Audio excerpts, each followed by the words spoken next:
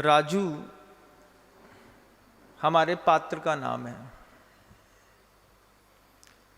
राजू मंदिर नहीं जाता था। उसके परिवार में विचित्र प्रकार के झगड़े होते थे। पिता रोड में खड़े होकर के अपने ही बच्चे को बड़ी बड़ी बड़ी बड़ी बड़ी गालियां लगातार देता। रोज झगड़े होते, पूरा मोहल्ला देखता। लगातार ये चलता रहा।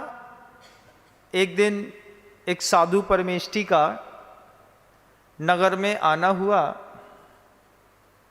वो प्रवचन सुनने भी नहीं जाता था, लेकिन संयोग ऐसा बना कि जो चोंगा होता है, जैसे यहाँ बॉक्स लगे हैं तो बाहर भी वो चोंगे होते हैं। एक चोंगा महाराज के प्रवचनों की प्रभावना के लिए रोड में लगाया था। वो चोंगा उसकी दुकान से 20 फीट पीछे लगा था। तो पूरी की पूरी आवाज दुकान में बैठे बैठे राजू के कान में जाती थी। मंदिर में जाकर के महाराज के सामने प्रवचन नहीं सुन रहा, लेकिन प्रवचन किसी भी निमित्त से उसके कान तक पहुंच रहे थे। सुबह सुबह महाराज का उद्बोधन हो रहा था। महाराज का उद्बोधन हो रहा था। चोंगे से आवाज आ रही थी। लड़का पंखा चला करके अपनी गद्दी में आराम से बैठा था और महाराज कह रहे थे, दवाई पे आपको कितनी श्रद्धा होती है। आपके शरीर में कोई भी रोग हो जाए, आपको दवाई में अंधश्रद्धा है कि नहीं? दवाई में गोली होती है, उसमें आपको क्या दिखता है? सफेद, काली, लाल, नीली, हरी, लिक्विड, कुछ दिखाई नहीं देता। लेकिन रोगी को डॉक्टर पर और दवाई पर अंधश्रद्धा होती है। ऐसी गजब की श्रद्धा होती है कि डॉक्टर जो लिख दे, जहर की कुनैन की गोली भी लिख देता है डॉक्टर। एक वक्त आता है जब शरीर में फफूंद पड़ने लगती हैं और खुद के अंदर ही बास आने लगती है बहुत ज़्यादा, तो डॉक्टर बोलता है कुनैन की गोली खाओ।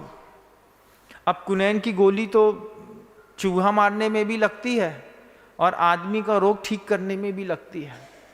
डॉक्टर ने कुनैन की गोली लिखी, तुमने मेडिकल से जाकर के कुनैन की गोली ला करके खा ली।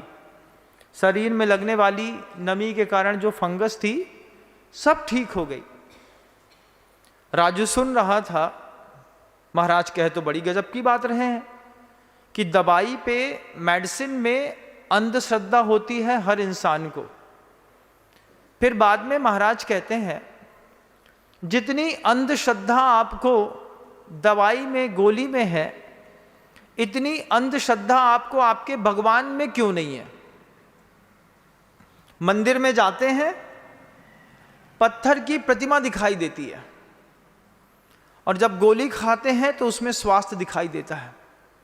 2 टाइम की गोली बस सही खा लो, डॉक्टर सही हो, डॉक्टर की गोली में विश्वास सही हो, समय पर गोली खा ली जाए तो फिर 2 खुराक में आराम लग जाता है।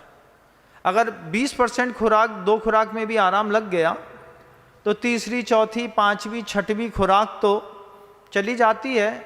8वीं खुराक का मौका नहीं आता।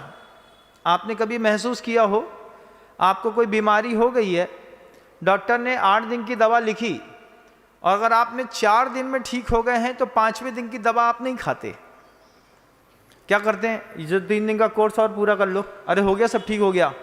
फिर कॉन्फिडेंस लेवल आपका बढ़ जाता है, क्या हम खुद अपनी रिकवरी कर लेंगे, 4 दिन पर्याप्त था।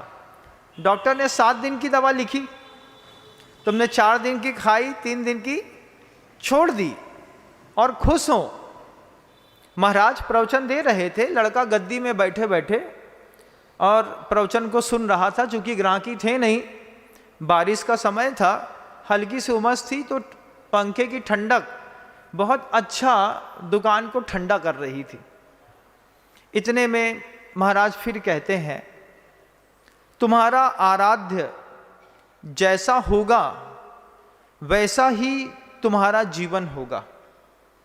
जैसे ही ये बात राजू ने सुनी तो राजू कहीं पर जाता था शुक्रवार को, कहीं पे मंगलवार को, कहीं पे सोमवार को। सोमवार वाले भगवान अलग हैं, मंगलवार वाले भगवान अलग हैं, शुक्रवार वाले भगवान अलग हैं, शनिवार वाले भगवान अलग हैं, सबके भगवान अलग अलग हैं। अब वो राजू की आदत थी, जिनेंद्र भगवान के मंदिर में तो नहीं जाता, लेकिन उसको सोमवार वाले भगवान में, मंगलवार वाले भगवान में, शुक्रवार वाले भगवान में, शनिवार वाले भगवान में बड़ी आस्था थी। तो हाथ में एक लाल, एक पीला, एक काला, एक हरा, ऐसे 3 4 5 प्रकार के धागे जो थे उसके हाथ में लिपटे रहते थे। 2 4 कंठ में भी जड़ी बूटियां भगवान के नाम की आदमी टांगे रहता है। हम जहाँ पर उद्बोधन कर रहे हैं वहाँ पर नहीं टंगती, लेकिन दुनिया में गले में जड़ी बूटियां टांग लेते हैं। सोमवार वाले भगवान की है, ये मंगलवार वाले भगवान की है, ये शनिवार वाले भगवान की है। दुनिया में शुक्रवार वाले भगवान की भी बड़ी बोलबाले हैं, जिनको 365 दिन जिनेंद्र भगवान के मंदिर में जाना चाहिए, वे शुक्रवार वाले भगवान पे जाकर के बड़ी आस्था दिखा देते हैं। आचार्य मुनिराज वहाँ पर उद्बोधन दे रहे थे, जैसा तुम्हारे आराध्य का जीवन है वैसा ही तुम्हारे साथ होगा। एक दिन हुआ, राजू के पापा ने राजू को ऐसा मारा कि कान से खून निकलने लगा। जैसे कान से खून निकलने लगा तो राजू को महाराज की बात याद आई, जैसे तुम्हारे आराध्य हैं वैसा ही तुम्हारे साथ होगा।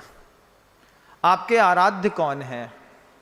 अगर आपने अपने आराध्य के सिर पर खून चढ़ाया है तो फिर आपके ऊपर भी कभी ना कभी खून की धारा फूटेगी। आप देखिएगा इस बात को। जय जिनेंद्र, अगर आपको मेरी वीडियो अच्छी लगती है तो प्लीज़ मेरे चैनल को सब्सक्राइब करिए, लाइक करिए, शेयर करिए। इसी तरह से अपना प्यार मुझे देते रहिए।